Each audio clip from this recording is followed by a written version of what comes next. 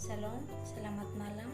Perkenalkan, nama saya Margarita Kaniginya dengan NIM 2123745972. Saya dari kelas D, kelas 2C, D3 Administrasi Bisnis.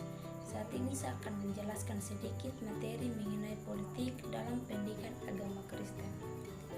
Kata politik berasal dari kata polis atau kota dalam bahasa Yunani yang artinya adalah bagaimana mengatur kehidupan kebersamaan kita.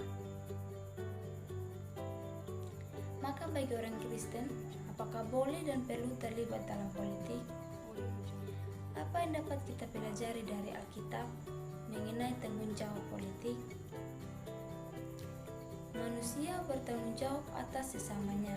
Terdapat dalam Kejadian 4 ayat 1-16. Kain membunuh Habel.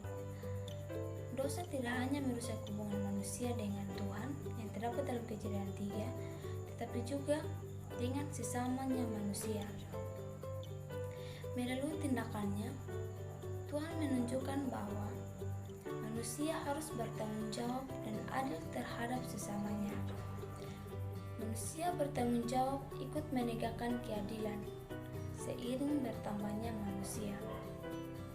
Kini, Tuhan memberi tanggung jawab kepada manusia untuk ikut menegakkan keadilannya sesuai tanggung jawab politik. Jadi otoritas pemerintah berasal dari Allah, bukan dari dirinya sendiri atau kekuasaan lain di luar Allah.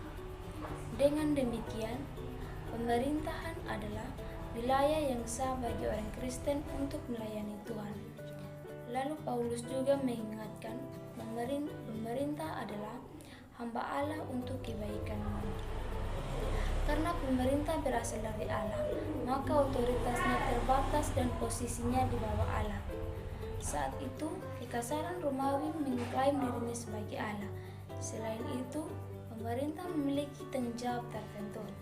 Pemerintah adalah hamba Allah yang membalaskan murka Allah atas mereka yang berbuat jahat. Dengan demikian, orang Kristen bertanggung jawab untuk ikut memastikan agar pemerintah melaksanakan otoritas atau kewenangannya sesuai maksud Allah. Orang Kristen di dalam pemerintahan harus menggunakan otoritasnya untuk menegakkan keadilan. Korupsi harus diberantas baik dalam masyarakat maupun pemerintahan itu sendiri. Sedangkan orang Kristen di luar pemerintah perlu ikut menegakkan hukum dan keadilan, sekaligus mengingatkan pemerintah akan tanggung jawabnya.